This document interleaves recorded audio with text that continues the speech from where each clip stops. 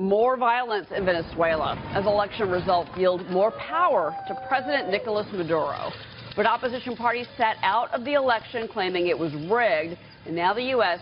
has sanctioned Maduro independently. Joining me now to discuss this, Eric Bremen. He is a Venezuelan immigrant and New Way Capital partner, as well as Jillian Melcher, an editorial page writer at the Wall Street Journal. She's back with us. And Vanessa Neumann, president of Asymmetrica and a senior fellow at the Former Policy Research Institute. And I hope I said that correctly, Vanessa. Asymmetrica. Yeah, let me start with you, Vanessa. I want to play everybody, late breaking today, obviously, Treasury Secretary Mnuchin and H.R. McMaster announced these sanctions against Maduro. I want to play for you real quickly what they had to say and get your reaction on the other side.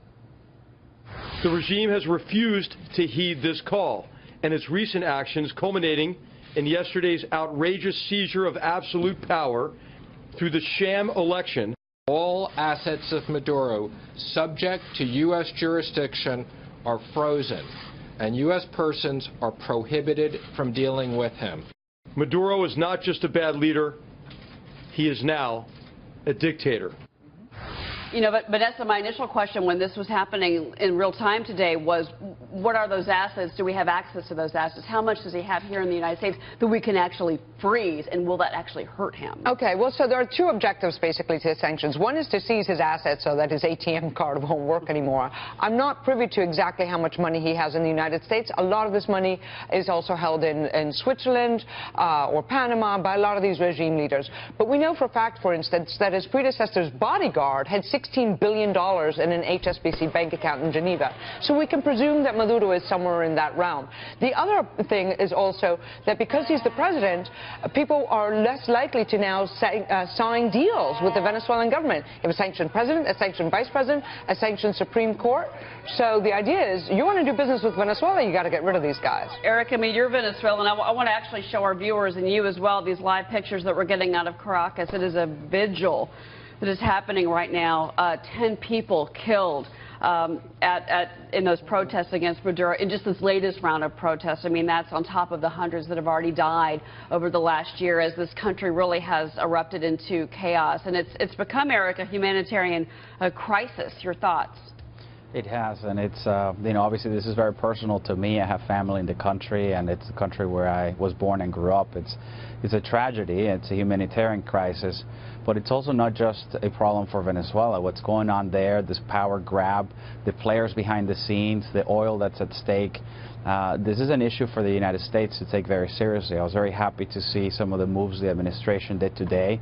I celebrate them, and I think they ought to keep going because the timing is right.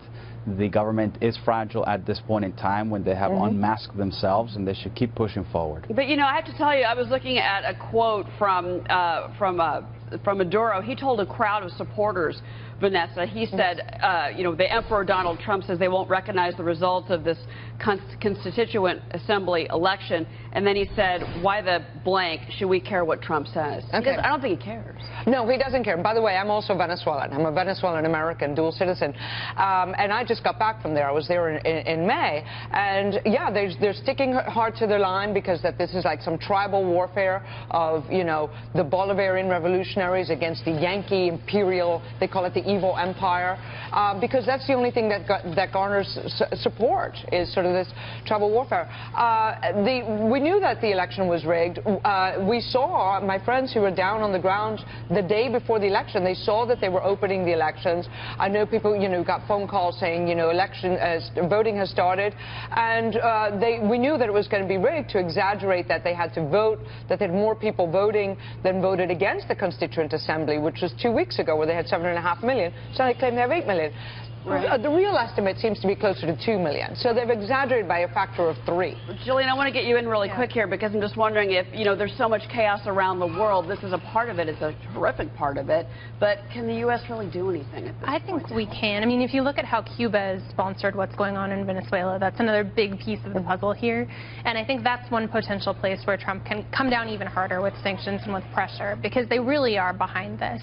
I want to point out, though, I think it's really important to bring up the dissidents in this situation, and Willie Ortega, the violinist, you know, he was taken over the weekend. He was beaten in the head. You're talking about a 23-year-old dissident who can now no longer hear in his right ear. If you want a snapshot of the cruelty of this regime, this is socialism. And Eric, what do you want to see this administration do, the U.S. administration, besides sanctions? What else do you want from us? Well, first of all, I agree. I think that paying closer attention to Cuba, who is very much behind this, is a critical leverage point. But let's remember the United States is the biggest buyer of Venezuelan oil. I think that's a very important leverage point. The Venezuelan treasury is running out of cash. And if the U.S. was to take a position of stop the purchase of Venezuelan oil, that would, I think, be the devastating blow that the Venezuelan people are hoping for.